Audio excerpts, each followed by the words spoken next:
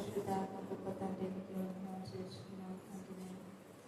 ఈరోజు తండ్రి నేను మళ్ళీ మీరు జ్ఞాపకం చేసుకుని తండ్రి నేను నీ గృహంగా తండ్రి నేను మమ్మల్ని తండ్రి నేను నీ యొక్క సన్నిధానంలో తండ్రి నేను చేర్చుకున్న విధానానికి నీకు స్తోత్రం తండ్రి. నేను నీ యొక్క ఆత్మీయ ప్రేరేపణ చేతి తండ్రి నేను ఎంతమందికి తండ్రి నేను నడిపిస్తున్నారో తండ్రి నేను ప్రతి ఒక్కరిని తండ్రి నేను ఆటంకం నుంచి తండ్రి నేను మీరు తొలగించి తండ్రి నేను నడిపించుకున్న విధానానికి నీకు స్తోత్రం తండ్రి. నేను కాస్త తండ్రి దూరపాల ప్రాంతం నుంచి తండ్రి నేను నీ యొక్క బిడ్డని తండ్రి నీ యొక్క ఆత్మీయ చేత తండ్రి నేను ప్రేరేపించి నడిపించుకున్న విధానానికి నీకు స్తోత్రం తండ్రి. నీకు స్తోత్రం తండ్రి. నేను ఆశపడ్డ ప్రాణాన్ని తండ్రి నేను తృప్తిపరిచిన విధానానికి నీకు స్తోత్రం తండ్రి. నేను సర్వశమీరంని కూడా తండ్రి నేను మీరు దీవించండి, ఆశీర్వదించండి తండ్రి. నేను ఆమెకు ఉన్నటువంటి తండ్రి ప్రతి ఒక్కరి తండ్రి నేను కష్టంలో మీరు తొలగించండి తండ్రి. శాంతి సమాధానాన్ని మీరు అనుగ్రహించమని ప్రార్థిస్తున్నాం. నీకు స్తోత్రం తండ్రి. నేను గొప్ప దేవానికి వందనాలు చేర్చుకున్నాం తండ్రి. నేను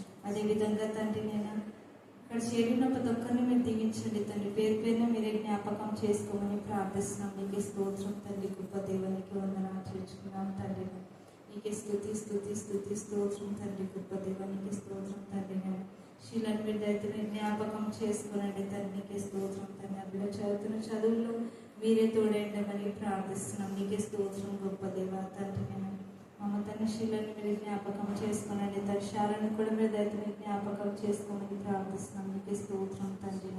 చిన్న యొక్క అమ్మను కూడా మీరు జ్ఞాపకం చేసుకునండి తండ్రి. నేను ఆ యొక్క కుటుంబంలో ఉన్నటువంటి తండ్రి అపవాదిని మీరు దయతో తొలగించమని ప్రార్థిస్తున్నాం. నీకే స్తోత్రం తండ్రి. నేను ఈ గొప్ప దేవానికి వందనాలు చేర్చుకున్నాం తండ్రి. అదేవిధంగా తండ్రి నేను మెసేజ్ చెప్పబోయే తండ్రి నేను యొక్క బిడ్డ నీకు సాధనలో ఉంచుకోమని ప్రార్థిస్తున్నాం. నీకే స్తోత్రం తండ్రి. నేను గొప్ప దేవానికి స్తుతి స్తుతి స్తుతి స్తోత్రం తండ్రి. గొప్ప దేవాన్ని యొక్క ఆత్మీయ వాకుల చేత తండ్రి నేను మాకు మరుగు చేసిన విధానానికి నీకే స్తోత్రం తండ్రి. నేను గొప్ప దేవానికి స్తోత్రం తండ్రి. నేను అక్కడ కూడా మీరు దీవించండి, ఆశీర్వదించండి తండ్రి. నేను అక్కడ కావాల్సిన ఆరోగ్యాన్ని శక్తిని మీరు అనుగ్రహించమని ప్రార్థిస్తున్నాం. నీకు స్తోత్రం తండ్రి. నేను అక్కడ తండ్రి నేను ఏ యొక్క గృహాలను తండ్రి నేను దర్శిస్తుందో తండ్రి నేను ప్రతి ఒక్క గృహంలో తండ్రి నేను మీరు ముందుగా తండ్రి నేను ఉంటున్న విధానానికి నీకు స్తోత్రం తండ్రి. నేను శాంతి సమాధానాన్ని మీరు మెండుగా అనుగ్రహించిన విధానానికి నీకు స్తోత్రం తండ్రి.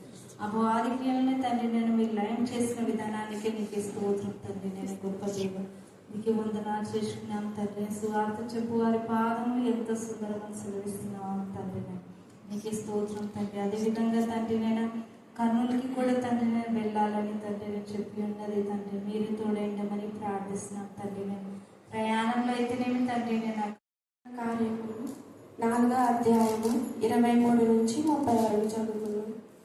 వారు విడుదల నుండి తమ స్వజనుల యొద్దకు వచ్చి ప్రధాన యాజకులను పెద్దలను తమతో చెప్పిన మాటలన్నిటిని వారికి తెలిపిరి. వారు విని ఏక మనసుతో దేవునికిట్లు బిగ్గరగా మొరపెట్టిరి. నాదా, నీవు ఆకాశమును భూమిని సముద్రమును వాటిలోని సమస్తమును కలగజేసిన వాడవు. అన్యజనులు ఏ అల్లరి చేసిరి, ఎలా అల్లరి చేసిరి. ప్రజలెందుకు వ్యర్థమైన ఆలోచనలు పెట్టుకునిది. ప్రభువు మీదను ఆయన క్రీస్తు మీదను భూరాజులు లేచిరి, అధికారులను ఏకముగా కూడుకొనిరి అని నీవు పరిశుద్ధాత్మ ద్వారా మా తండ్రియు నీ సేవకుడునైన దావీదు నోట పలికితివి. ఏమి జరగవలనని నీ హస్తమును నీ సంకల్పమును ముందు నిర్ణయించినో వాటన్నిటినీ చేయుటకే నీవు అభిషేకించిన నీ పరిశుద్ధ సేవకుడైన యేసునకు విరోధముగా హేరోదును పొంతి పిలాతును అన్యజనులతోనూ ఇశ్రాయేలు ప్రజలతోనూ ఈ పట్టణమందు నిజముగా కూడుకొనిరి. ప్రభువా, ఈ సమయమేనందు వారు బెదిరింపులు చూచి రోగులను స్వస్థపరచుటకును నీ పరిశుద్ధ సేవకుడైన యేసు నామము ద్వారా సూచక క్రియలను మహత్కార్యములను చేయుటకును నీ చెయ్యి చాచియుండగా నీ దాసులో బహుధైర్యముగా నీ వాక్యమును బోధించినట్లు అనుగ్రహించుము. దేవుని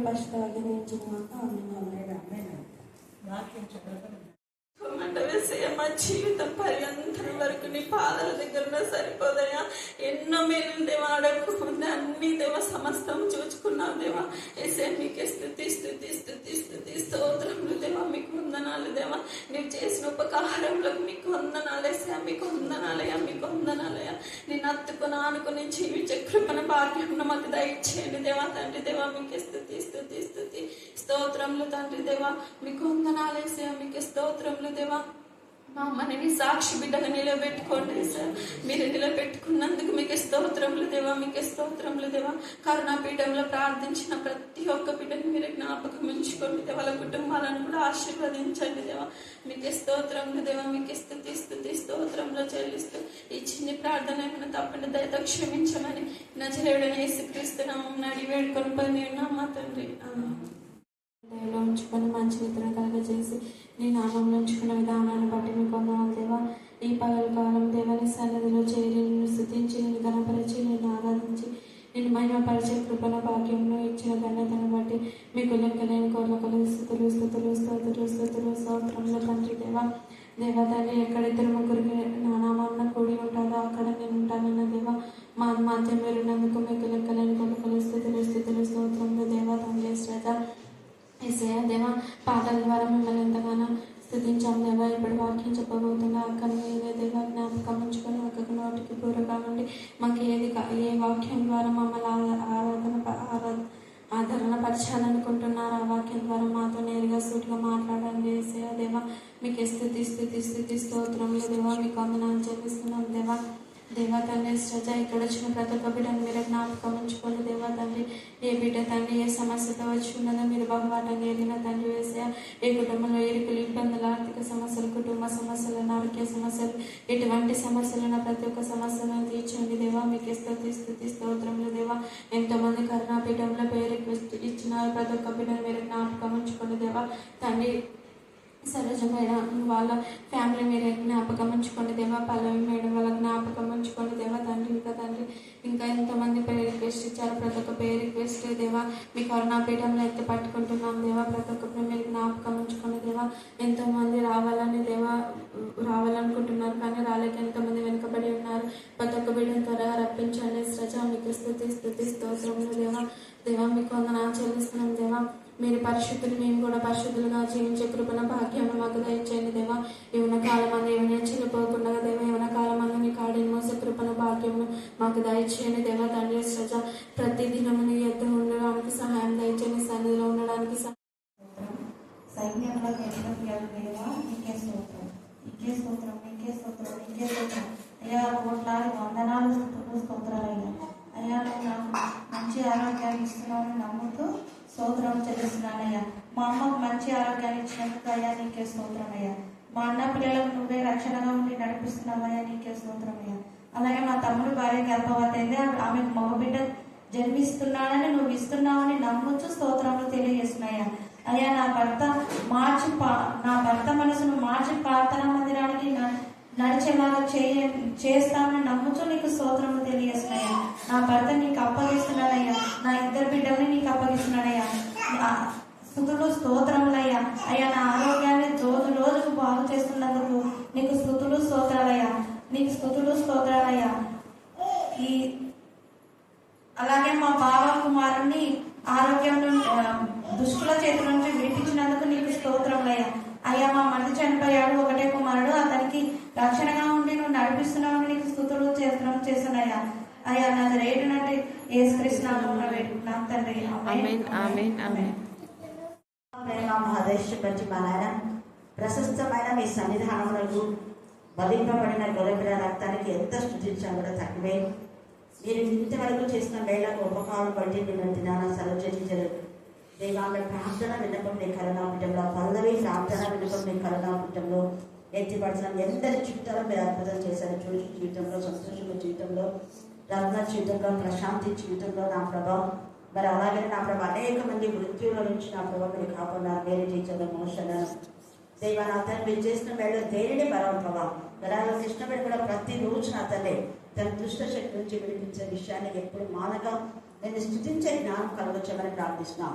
ఆ కుటుంబం కృతజ్ఞత కలిగి ఉండడానికి మీకు దయచేయండి ప్రభా. నా తల్లి మరియు మా ఇంట్లో మీరు చేసిన వేళను బట్టి షారోన్ జీవితంలో మరణం నుంచి జీవులోకి నడిపించిన అక్కపక్క కుమారుడు ప్రభావం మరణం నుంచి జీవులోకి నడిపించిన దేవుడు స్తోత్రం. నన్ను నా తల్లి దేవ అంకితను బట్టి నా తల్లి దేవ శీలను బట్టి మరి మా తల్లి మమత విషయంలో మీరు ఎంతో అద్భుతం చేశారు. ఆమె ఏదనుకుందో అదే మీరు సబ్జెక్ట్ మా తల్లి కృపదాయ చేస్తున్నారు. శీల విషయంలో కూడా మీరు కృపదాయ చేయండి. దేవా పల్లవికి నార్మల్ రిపోర్ట్ మీరు ఇచ్చినందుకు నీకు వందనాలు స్తోత్రం చెల్లిస్తున్నాం. ఎంతమంది నా ప్రభా ఏ విధానంలో ప్రాబ్లం ఫేస్ చేస్తున్నారో వాటన్నిటిని మీరు దయపరచమని ప్రార్థిస్తున్నారు. మీరు సిలువలో మా వేదన, మా రోదన, మా బాధ మీరు భరించారైతే ఇక భరించేవారు మేము కాదు దేవా. ప్రతి కుటుంబ సమస్య మీ సిలువలో నా తండ్రి దేవా నేను కొట్టివేయమని ప్రార్థిస్తున్నాను. చదవల లేఖన బాగా ఆశించి విరించి మా అందరి చుట్టాలు మీరు పరిపరిచేయండి. మనుషు ఆత్మహత్య ఏ సమయం గర్తించమని ప్రార్థిస్తున్నాను. మానవ తలంపులో పద్ధతిలో దైవోపదేశం బోధించే ప్రతి దుర్బోధన దైవం కాక రాత్రి వేళ జరిగే ఆరాధన కూడా నీకు మహిమకరంగా ఉంటుంది కాక దేవా. మీకే స్తోత్రం, మీకే స్తోత్రం, మీకే స్తోత్రం, మీకే స్తోత్రం, మీకే నిశ్చితమైతే ఈరోజు కమల వాళ్ళని దర్శించడానికి మీరు మార్గం చాలా ఎంతో దేవా వారు ఇచ్చిన ఆహ్వానాన్ని బట్టి మేము స్థుతిస్తూ మమ్మల్ని మార్గం మీ చుట్టారని మాకు తెలిసిన కూడా ఏడుస్తారు. కుక్క కూడా ఏడుకొచ్చింది చూడండి. ఈరోజు ధ్యాన అంశం ఏంటంటే ఏంటి చెప్పండి? ఆన్ చేసిన వర్షన నేను చెప్పినప్పుడు చేయాలి. తెలుసా? అన్య జనులు ఏలా అల్లరి చేసిరి.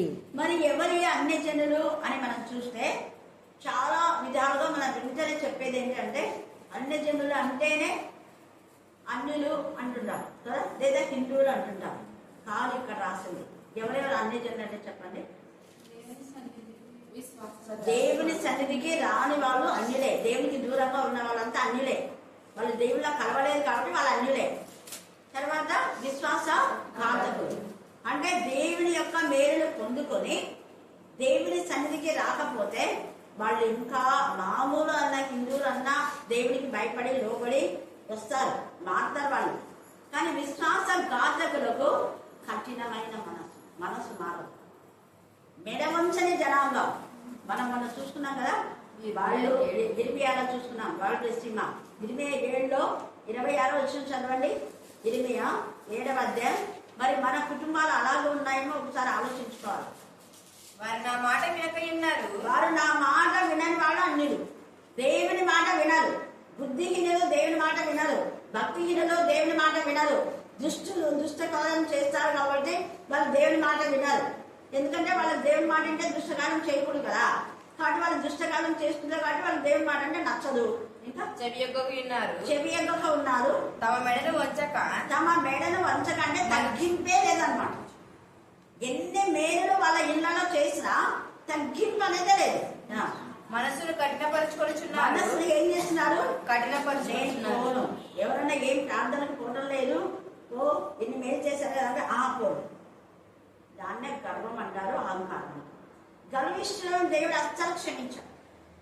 అహంకారంలో దేవుడు ఎదిరిస్తాడు. అహంకారంలో మనం కూడా ఎదిరించాలట. అహంకారాన్ని ఎదిరించిన వాడు మీ దగ్గర నుంచి ఏం చేస్తారు? దుష్టులు కూడా ఎదిరించాలి.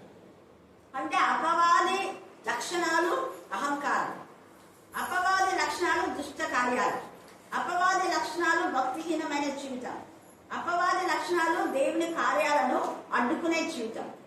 దేవుని కార్యాలకు ఎవరైతే అడ్డుబండలుగా ఉంటారో వాళ్ళకేమొస్తుంది? శ్రమ. శ్రమ అనే వాక్యంలో దేవుడే చెప్పినాడు. మనం చెప్పిన అవసరం లేదు. మనం చెప్పినా చెప్పకుండా వస్తుంది. లోబడిన పిల్లలకు శ్రమ. వెరీ గుడ్, చక్కగా అయిపోయింది. అది ఎంతమందికి ఉంది? బుద్ధిహీనులకు శ్రమ, భక్తిహీనులకు శ్రమ, అహంకారులకు శ్రమ, లోబడిన పిల్లలకు శ్రమ, దేవుని మాటను వ్యతిరేకించే వారికి శ్రమ, మనసు మార్చుకోకపోతే శ్రమ. తిరుగుడే నా వైపు తిరగకుండా మీరు ఎందుకు మీ పాపంలో మీరు పడతారు. ఎన్నిసార్లు తండ్రి దేవుడు చెప్తున్నారు. అందుకని వాళ్ళు చెవి ఎవ్వరు, దేవుని మాట వినగలరు. తర్వాత హృదయాన్ని ఏం చేస్తున్నారు? కఠినపరుచుకుందరు. వారు తమ పితరుల కంటే మరి దుష్టులైన. అది వాళ్ళ అమ్మ నాయన కంటే మరీ దుష్టులు. అమ్మ నాయన కొంచెం భయపడతారేమో. మరి ఇలాంటి పిల్లలు ఉన్నారేమో. మన పిల్లల గురించి మనం ఒకసారి ఆలోచన చేసుకోవాలి. ఇక్కడ అందుకనే ఎంత చక్కగా అపోస్తుల కార్యము 4వ అధ్యాయంలో వీళ్ళంతా అన్యులు అనమాట. అన్ని జనులు ఏదో అల్లరి చేసి అప్పుడు చేశారు, ఇప్పుడు కూడా చేస్తున్నారు. ఇక్కడ 23వ వచనంలో వారు విడుదల నుండి అంటే పేతురును యోహాను చెరసాలలో వేసి భయంకరంగా మానసికంగా వాళ్ళ బాధ పెట్టి అంత చేసినా కూడా వాళ్ళు అడిగినారు, మేమేం తప్పు చేశామని మాకు చెరసాల వేశారు. ఏం తప్పు చేశామని మేము వాక్యం చెప్పకూడదు అంటున్నారు. ఎందుకు చెప్పకూడదు? మీరు చెప్పకూడదు అంటే మేము ఊరుకోవాలా? ధైర్యంగా మాట్లాడాలి. అందుకని అంటారు మేము దేవుని నామం చెప్పకుండా ఎలా ఉంటాం? మేము కన్న వాటిని విన్న వాటిని చెప్పకుండా ఉండలేదు. మళ్ళీ అన్నాడు మీరే చెప్పండి, మీ మాట వినాలా దేవుని మాట వినాలా? అప్పుడు ఏమన్నారు వాళ్ళు? నోపుస్తున్నారు. ఎందుకంటే దేవుని మాట అని చెప్పి దేవుని పేరు చెప్పుకొని దేవునికి విరోధమైన నీచమైన కార్యాలన్నీ మందిరాల్లో జరుగుతున్నాయి. యూట్యూబ్లో ఎంతమంది పంపిస్తుంటారు మందిరాల్లో జరిగేవని. మీరు కూడా చూస్తుంటారా? ఎంత బాధ! మందిరాల్లో అది గుడి కానివ్వండి, టెంపుల్ కానివ్వండి, ప్రార్థనా స్థలం కానివ్వండి, ఎంత నీచాతే నీచంగా సిగ్గు లేకుండా మళ్ళీ యూట్యూబ్లలో పెడుతుంటారు.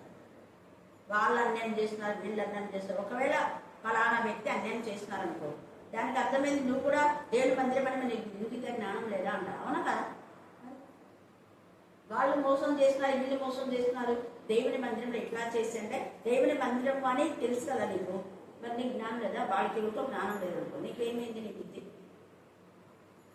ఇన్ని ఉన్నాయి. వీళ్ళంతా అన్యులు, దేవుని భయం ఉండే వాళ్ళు కాదు.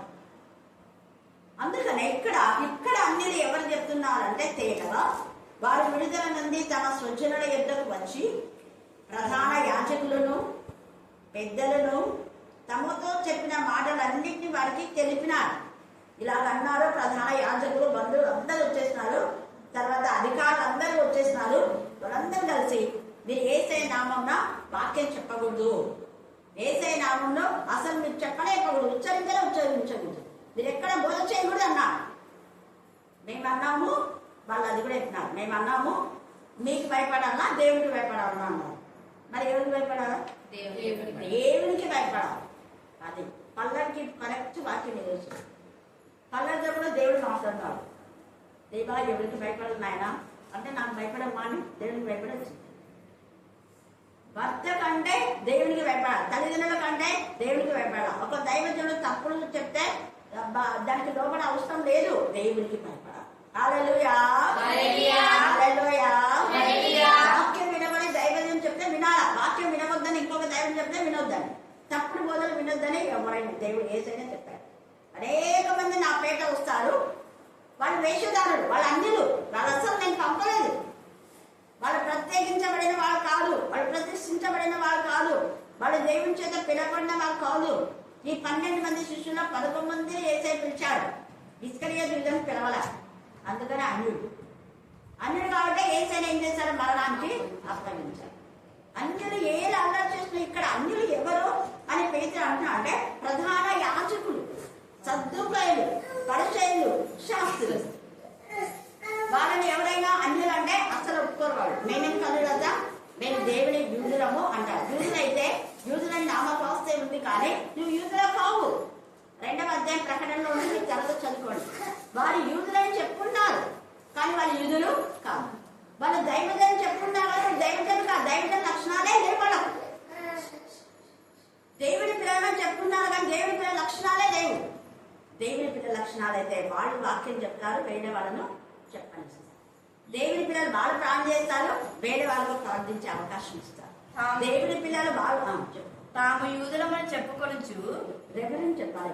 ప్రకటన 2:9. తాము యూదులమని చెప్పుకొనొచ్చు, యూదులు కాక సాతాను సమాజపు వారి వలన. అదే వాళ్ళు ఎవరు? ఏ సమాజం చెప్పండి? సాతాను సమాజం. వాళ్ళు సాతాను సమాజము వారి వలన నీకు కలుగు దూషణ నేను ఎరుగుదును నీవు పొందబోవు శ్రమలకు భయపడకు. అదే ముందే చెప్తున్నాడు, నేను ఎరుగు, నాకు తెలుసు. మిమ్మల్ని ఎవరెవరంటే సంఘ పెద్దలే మిమ్మల్ని బాధ పెడతారు. మీకు ఎవరు బాధ పెడతారు అంటే సంఘ నాయకులే. మిమ్మల్ని ఎవరు బాధ పెడతారంటే సంఘంలో ఉన్న కాపులే. వాళ్ళ ద్వారానే వస్తాయి మీకు. జాగ్రత్త ముందే చెప్పారు. ఎందుకంటే యేసయ్యను బాధ పెట్టిందంతా ప్రధాన యాజకులే, సంఘానికి సంబంధించిన వాళ్ళే. యేసయ్యను బాధ పెట్టింది యూదులే, సంఘ పెద్దలే, వాళ్ళ బంధువులే, సంఘంలో ఉన్న అధికారులే. నాకు అలా బాధ పెట్టారు, మీరు కూడా సేమ్ జరుగుతారు ముందే. కాబట్టి మీరు వాళ్ళకి ఏం చేయకూడదు? భయపడదు, ధైర్యంగా ప్రకటించాలన్నారు. అదే మాట వాళ్ళు చెప్పారు, మేము మీకు కాదు భయపడేది అయితే కావచ్చు, మాకేంటి. మీరు రెవరెండ్ అయితే, బిషప్ అయితే, ఇంకెవరైతే వాక్యములకు వ్యతిరేకంగా మాట్లాడితే ఎవరిని మేము సహించాం. దేవుడికి మేము భయపడతాం. దేవుడు చెప్పమంది మేము చెప్తాం. దేవుడు చెప్పమంది చెప్పకుండా నీకు మానడం నీకు న్యాయమా అన్నాడు. ఎందుకంటే మత్తయి సువార్త 23:23 ఎప్పుడు మర్చిపోకూడదు. మీరు న్యాయంగా లేరు, మీరు న్యాయంగా మాట్లాడు. మీరు న్యాయములు, కనికరములు, విశ్వాసము మీకు లేదు. మీ బతుకులో న్యాయం అంది కొట్టేస్తున్నారు. మీరు అన్యాయంగా ప్రవర్తిస్తున్నారు. దేవుడి వాక్యం ప్రకటించవలసిన మీరు దేవుడి వాక్యం ప్రకటించే మమ్ములను అడ్డుకుంటున్నారు. అందుకే అన్ని జనులు అంటే ప్రధాన యాజకులు గుర్తుపెట్టుకోండి. వాళ్ళ అన్యులే. ఇందాక మనం చెప్పుకున్నాడా, వాళ్ళు దుష్టులు, దుర్మార్గులు, దూషకులు, హింసకులు, హానికలు. వాళ్ళు వచ్చేది ఎందుకంటే వేసే ముందే చెప్పాడు, వాళ్ళు ద్వారంలో రాజులు, రైతు మీద రాజులు, రాములలో వస్తారు. వాళ్ళు దొంగలు, హంతకులు, నాశనం చేసేవాడు. దొంగ ఎందుకు వస్తాడు? దొంగతనం, హత్య, నాశనం. మీ సమాధానాన్ని వాళ్ళు తీసేస్తారు. మీకున్న తలాంతులు వాళ్ళు తీసేస్తారు. వాక్యం చెప్పే మీ దగ్గర ఉన్న తలాంతులు చెప్పకుండా చేస్తారు. ప్రార్థన చేసే తలాంతులు చేయకుండా చేస్తారు. పాడే తలాంతులు వాళ్ళే వాడతారు. వాళ్ళు, వాళ్ళ భార్యలు, వాళ్ళ పిల్లలు. టీవీలో చూస్తున్నాం కదా, వేరే వాళ్ళకు ఛాయిస్ ఇస్తున్నారా ఏమన్నా? అసలు వేరే వాళ్ళు వాళ్ళ సొంతంగా డబ్బులు ఇచ్చి సొలవుగా పడుతుంటారు వ్యక్తిగతంగా, అది వేరే. కానీ వీళ్ళు మాత్రం వాళ్ళ పిల్లలు, వాళ్ళ భార్యలు, వాళ్ళు వాక్యం చెప్పాలా, ప్రార్థన చేయాలా, పాట పాడాలి. వేరే వాళ్ళతో ఏమైనా గ్రూప్ సాంగ్ ఉంటే కలుపుకుంటారు. ఆ కలుపుకున్నాక మళ్ళీ వాళ్ళని హైలైట్ పెట్టింటారు వాళ్ళ పిల్లలు. ఇస్తాను అదే వద్దంటాడు. ఏసే హైలైట్ గా లేడు. నేను దేవుని కుమార్ కాబట్టి నేను అన్ని అధికారులు వస్తే మీకు కొంచెం ఇస్తా అన్నాడా? అన్నా. తండ్రి నాకు ఏ అధికారం ఇచ్చాడో అదే అధికారం.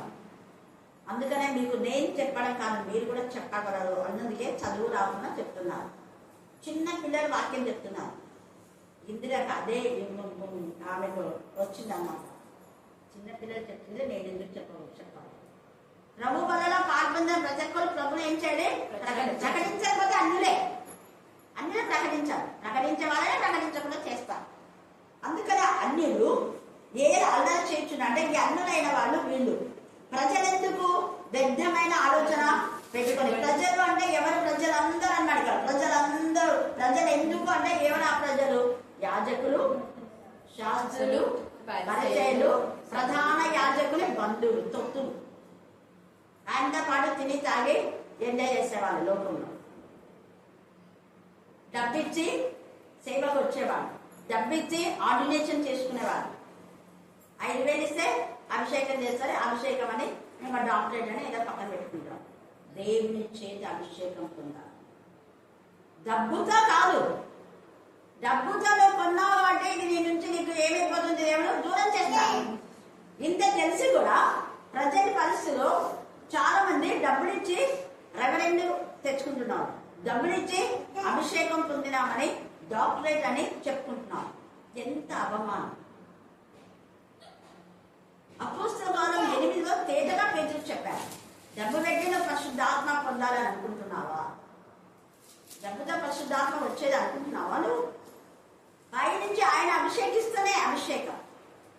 ఆత్మతో నింపబడిన వాళ్ళు ఎవరైతే మారు మనసు పొంది శుద్ధ హృదయంతో ఉంటారో వాళ్ళని దేవుని ఆత్మనే ప్రేరేపింపజేసి వాళ్ళని అభిషేకింపచేస్తారు. డబ్బులు కాదు, ఉచితంగా.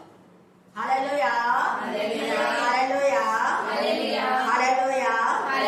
అందుకే నీ డబ్బుతో పాటు నువ్వు కూడా నాశనం అయిపోతుంటే పశ్చాత్తాపడి అక్కడ మారు మనసు పొందినట్టుగా మనం చూస్తాం ఇక్కడ. అందుకనే ప్రజలు ఎందుకు వ్యర్థమైన ఆలోచనలు పెట్టుకుని ప్రభు మీదను ఆయన క్రీస్తు మీదను భూరాజులు లేచిరి. వాళ్ళు లేవడానికి వాళ్ళకు సహాయం చేసింది ఎవరంటే యేసు ప్రభు శిష్యులే. మనకు బంధువులు అనేవాళ్ళు మనకు విరోధం అవుతారు. మన సొంత ఇంటి వారే మనకు విరోధులు అవుతారు. మనం పైకి ఎదురకుండా వాక్యం చెప్పకుండా అంచాలని చూస్తారు. దేవుడు క్షమించడు అలాంటి వాడు. వాక్యం చెప్పడానికి వీలున్న వాళ్ళందరితో మన వాక్యం చెప్పించడం దేవుని ఉద్దేశం. ఇస్కరియోతు యూదా ద్రోహి అని తెలిసి ఆయన అప్పగిస్తానని తెలిసి కూడా పంపాడు. ఎంత ప్రేమగా తండ్రి. ఇక్కడ అందుకనే మాట్లాడుతున్నాను, పరిశుద్ధాత్మ వారందరూ అధికారులంతా ఎలాగా ఏకంగా, తప్పుల్లో ఏకంగా పురవులు, మంచిలో ఏక ఆత్మ, ఏక మనసు, ఏక భావన. వీళ్ళు మంచిలో ఏకాత్మ కలిగి ఉన్నారు వీళ్ళందరూ చూడండి. అప్పుడు ఏకాత్మ, ఏక మనసు, ఏక భావంతో వారు ప్రార్థన చేస్తే అక్కడ నా ప్రదేశం అంతా కంపించిందంట. 31 వారు ప్రార్థన చేయగానే అంటే వీళ్ళకి అందరికి అక్కడ జరిగే విషయాలను చెప్తే సర్లే మనందరం ప్రార్థన చేద్దాం, దేవుడు మన పక్షంగా ఉన్నాడు, మీరేం ధైర్యంగా వాక్యం చెప్పండి అని మిగతా వాళ్ళందరూ సలహా ఇచ్చినారు పేతురుకు, యోహానుకు. అప్పుడు వాళ్ళందరూ అంటే ఇంకా శిష్యులు ఒకవేళ 120 మంది, ఇంకా ఎక్కువ మంది, లేదా ఈ 5,000 మంది మార్మర్చి పొందినారు కదా, వాళ్ళు ఇంకో చోట 3,000 మంది అందరికీ చెప్పాడేమో. మరి అందరు కలిసి అక్కడ ఎలా ఉందంటే ఇంతమంది, అక్కడ 3,000 మంది, ఇక్కడ 5,000 మంది, మరి 120 మంది, మరి వీళ్ళందరూ కలిసి ఒకవేళ ప్రార్థన చేస్తుంటే వారు ప్రార్థన చేయగానే వారు కూలిన చోటు ఏమైంది? కంపించింది. ఎందుకు కంపించింది అంటే అప్పుడు వారందరూ పరిశుద్ధాత్మతో నిండిన వారే దేవుని వాక్యంలో ధైర్యంగా బోధించారు. విశ్వసించిన వారందరూ ఏక హృదయంను ఏకాత్మీయులు కలవారై అది ఈ పదాన్ని బట్టి విశ్వసించిన వాళ్ళు అక్కడ 3,000 మంది విశ్వసించినారు, ఇక్కడ 5,000 మంది పురుషులు, ఇంకా చాలా మంది అందరూ కలిసి విశ్వసించిన వారందరూ కూడా ఏకాత్మ ఏక హృదయం కలిగి ఉన్నారు. అందుకే అక్కడ భూమి కంపించింది. మన జీవితంలో అద్భుతాలు జరగాలంటే, దుష్ట శక్తులు లయమాలంటే ఏకాత్మ, ఏక మనసు, ఏక భావం ఉండాలి. లేదంటే మళ్ళీ వాడి ఇళ్ళలో వచ్చి ఏమేమో బిగర్చం చేస్తుంది. అంటే పోయిన దురాత్మ మళ్ళీ నెమ్మది లేకుండా చేస్తారు. అయితే ఎప్పుడైతే తల్లిదండ్రులకు, కుమారులకు, కుమార్తెలకు, లేదా కాపరికి, సంఘంలో ఉన్న వాళ్ళకు ఏకాత్మ, ఏక మనసు, ఏక భావం ఉందంటే సంఘంలో అనేక అద్భుతాలు, ఆశ్చర్యాలు జరుగుతాయి. కుటుంబంలో తల్లిదండ్రులకు, పిల్లలకు లోపడకపోతే అద్భుతాలు జరగవు. ఇక్కడ తేటగా మాట్లాడుతున్నారు. భూమి కంపించను, వాళ్ళ హృదయాలు నిజంగా కంపించేలా మనం వాళ్ళతో మాట్లాడాలి. కొడుకు హృదయం మారడం, బిడ్డ హృదయం మారడం, భర్త హృదయం మారడం, ఇంకా బంధు రక్షణ హృదయం మారేలా మనం వాళ్ళ వాక్యం చెప్పాలి. దాన్ని మార్చిన దేవుడు మీరు మార్చరా? ఒకప్పుడు నేను ఎలాగున్నా, ఇప్పుడు మారినాను కదా, మరి మీకు సిగ్గుందా? దేవుడి చదివి రాకుండా, దేవుడు చేసిన మేళను మానకుండా అని చెప్పాలి. అన్నిలు, అందుకని అన్నిలను దూరపరచుండేవా అని చేస్తాను నేను కూడా ప్రార్థన. ఎలాంటి అన్నిలు అంటే దేవునికి విరోధమైన వాడు. అన్యులు అంటే హిందువులు కాదు, గుర్తుపెట్టుకో. అన్యులు అంటే ఎవరు? దేవుని విరోధులు, విశ్వాస ఘాతకులు, దుష్ట ఆలోచన కలవాళ్ళు, చెరుపు చేయి పిల్లలు, లోబడని పిల్లలు, దేవుని వాక్యమునకు చెవినీయనటువంటి పిల్లలు, దుష్ట ఆలోచన, వాళ్ళ ఆలోచన మంచిగా లేదు. అందుకని అంటున్నాడు ఇక్కడ. తర్వాత వాళ్ళు ఇలాగా ఏమంటున్నారంటే దేవుని హస్తము, నీ హస్తము నీ సంకల్పమును ముందు నిర్ణయించను, వాటినన్నింటినీ చేయుటకై నీవు అభిషేకించిన నీ పరిశుద్ధ సేవకుడైన యేసునకు విరోధంగా హేరోదును, పొంతి పిలాతును, అన్ని జనులతోనూ ఇశ్రాయేలు ప్రజలతోనూ ఈ పట్టణమందు నిజముగా కూడుకున్న ఇశ్రాయేలు ప్రజలు వీళ్ళతో కూడుకున్నారు. పిలాతు అన్యుడు, హేరోదు అన్యుడు, యూదులకు రాజయ్యాడు, వేస్ట్ క్యాండిడేట్. దేవుని ఉగ్రత తర్వాత వాళ్ళపైకి వచ్చింది. అందుకని వాళ్ళతో వీళ్ళు కలిసిపోయినారు. కలిసిపోయి ఏసని చెలవేయమన్నారు. పిలాతు ఏసని విడిపించే అధికారం ఉన్నా ఆమె చెప్పింది భార్య, అప్పటికి మౌనంగా ఉన్నావు కానీ విడిపించాలి, మీ ఇష్టం, మీరు ఏమైనా చేసుకోండి. న్యూట్రల్గా. చాలా మంది అంతే, పట్టనట్టుగా ఉంటే దేవుడికి క్షమించాలి. మనం చేయగలిగినంత సహాయం మనం చేసే పరంగా ఉండాలి. హేరోదు ఏకంగా తీసుకుపోయి సెలవేయండి అన్నారు. కొరడాలతో కొట్టించాడు. ఎంత నీచు! హేరోదు యేసు ప్రభుల వారికి పుట్టినప్పటి నుంచి విలువలే. ఆ హేరోదు చచ్చాడు, మళ్ళీ ఇంకో హేరోదు వచ్చాడు. అప్పుడు యేసై పుట్టినప్పుడు ఉన్న హేరోదు చచ్చాడు, ఇప్పుడు వీళ్ళు కూడా వస్తారు. అపోస్తల కాలం 12వ అధ్యాయం చదవండి. వాటి పురుగులు వాటి చస్తారు, ఇంట్లో చావు. దాదాపు అదే కాలమందు రాజైన హేరోదు, అదే కాలమందు మళ్ళీ రాజైనాడు. అంటే ఇక్కడ ఎవరెవరు రాజు అయితేనే మళ్ళీ హేరోదు అని పేరు పెట్టుకుంటారు. మొదటి హేరోదు చచ్చిపోయినాడు, యేసై పుట్టినప్పుడు చచ్చిపోయినాడు. తర్వాత ఇప్పుడు ఈ హేరోదు అనమాట. సంగపు వారిలో సంగపు వారిలో కొందరిని బాధ పెట్టుటకు కొందరిని అంటే 3వ హేరోదు ఇచ్చాం. అక్కడ ఏసై పుట్టినప్పుడు ఒక హేరోదు వచ్చినాడు, మళ్ళీ ఒక హేరోదు వచ్చి ఆ హేరోదును నక్క అంటాడు ఏసయ్య. ఆ హేరోదు నాకేం చెప్తుంది, నువ్వు ఇక్కడ నుంచి వెళ్ళిపో అంటాడు, నక్క అంటాడు. అదే హేరోదే ఏసైను చెరువులకు అప్పగించి మరణానికి అప్పగించారు. తర్వాత మనకి ఉగ్రత వచ్చింది. ఇప్పుడు ఇంకొక హేరోదు కొందరిని బాధ పెట్టుటకు బలత్కారంగా పట్టుకొని యోహాను సహోదరుడైన యాకోబును ఖడ్గముతో చంపించాడు. యేసు ప్రభు కాలంలో ఉన్న హేరోదు యోహాను తల తీసేయించిన. ఇక్కడ ఇంకా హేరోదు యాకోబును ఏం చేసినాడు, ఖడ్గంతో చంపించినాడు. అపోస్తల కాలం 12వ అధ్యాయం చివరికి వచ్చినాడు. సౌలును తమ పరిచర్య నెరవేర్చిన తరువాత మార్కు అను మారు పేరు గల యోహానును వెంటబెట్టుకొని యెరూషలేము నుండి తిరిగి వచ్చి. కాదమ్మా, మీరు 12వ అధ్యాయం చివరికి వచ్చినామంటే ఎందుకు చెప్తున్నాను, నేను చెప్తాను. నేను 12 చివరి అంటే కదా కేకలు వేసి అప్పుడు ఏమంటున్నా చూడండి, 21 నుంచి చదువుతాను. నియమింపబడిన దినము హేరోదు రాజవస్త్రంలో ధరించుకొని న్యాయపీఠం మీద కూర్చుండి వారి ఎదుట ఉపన్యాసం చేయగా జనుడు ఇది దైవ స్వరమే గాని మానవ స్వరం కాదని కేకలు వేసిరి. అప్పుడు దేవుని మహిమపరచనందున ఎవరు, హేరోదు అండర్లైన్ చేసుకోండి. దేవుని మహిమపరచనందున దేవుని వాక్యం వినకున్నా, దేవుని వాక్యంకు నిర్లక్ష్య పెట్టినా, మేలు పొంది రాకపోయిన విశ్వాసఘాతకులు, తర్వాత దుష్టులు, దుర్మార్గులు, దేవుని పిల్లల పైన చెడ్డ ఆలోచన చేసేవాళ్ళు, వీళ్ళందరూ కూడా ఇక్కడ దేవుని మహిమపరచని వాళ్ళు. ముఖ్యంగా దేవుని మహిమపరచని అందులో వెంటనే అంటే మిగతా వాళ్ళకంతా కొంచెం కొంచెం వస్తుంది, కానీ ఇక్కడ వెంటనే ప్రభు దూత దాన్ని మొత్తం కనుక పురుగులు పడి అండర్లైన్ చేసుకొని బాగా ఇంటి చదువు. వాడు అనుకున్నాడా ఏదో నేను పురుగులు పడి చేస్తానని అనుకోవాలి. దేవుని మాట వినకపోతే పురుగు పడి చచ్చే జీవితమే. ఆ పురుగు ఏంది నాకు అక్కడ అగ్ని ఆరోగ్య పురుగు చాలు. ఇప్పుడు బతుకున్నాం కదా కానీ విరమిగేది కాదు. ఈ జీవితం దేవుడు ఇచ్చిన జీవితం అని తెలిసి దేవుని సన్నిధికి రాకుండా, వాక్యం వినకుండా, దేవుడు అంటే భయం భక్తి లేకపోతే ఇట్లాంటి బతికి వస్తుంది. ఇది చదివేటోళ్ళు దేవుడు అంటే భయపడతారు. అసలు 5 నిమిషాలు లేట్ ఏంటంటే నేను ఎంత తలగించుకుంటాను. లేట్ ఏంది ప్రభా క్షమించి ప్రభా. ఆ 12 అంటే ముందు నుంచే స్థుతి చేసుకుంటూనే ఉంటా. అయినా కూడా బయటలో ప్రార్థన చేయాలనేది ఒక టెన్షన్. ఎంత స్థుతి చేసుకున్నా, ఎంత దేవుని ధ్యానం చేసుకున్నా కూడా ఆ టైంలో ప్రార్థన చేయాలని ఒక ఇదన్నమాట. దేవుడు చూసుకుంటాడా దేవుడు. ప్రతి మన డాక్టర్ మనకు 2 గంటలు కట్టి 2కి పోతారా 3 పోతారా? ముందే పోతారు. 2 కంటే 3కే పోతారు. పరీక్ష 2 కంటే 3 పోతారు, 4 పోతారా? 1:30కే పోతారు.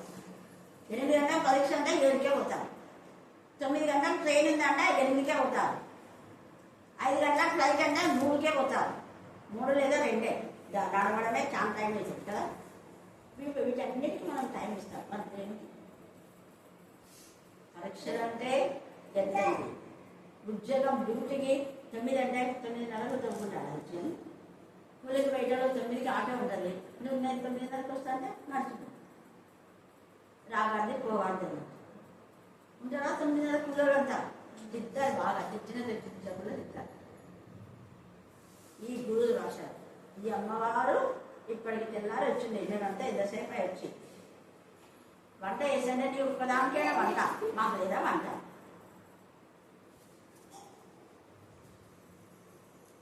అన్ని మాటలు ఉంచుకోవాలి. అదే దేవుని వాక్యం వినకపోతే ఒక మాట అసలు ఉంచుకోవాలి. అందుకే వీళ్ళంతా ఏ కాదు అంటే అందరూ ఓకే చెప్తున్నారు. పేతులు అని ఏమంటే అది ఓకే అంటున్నారు.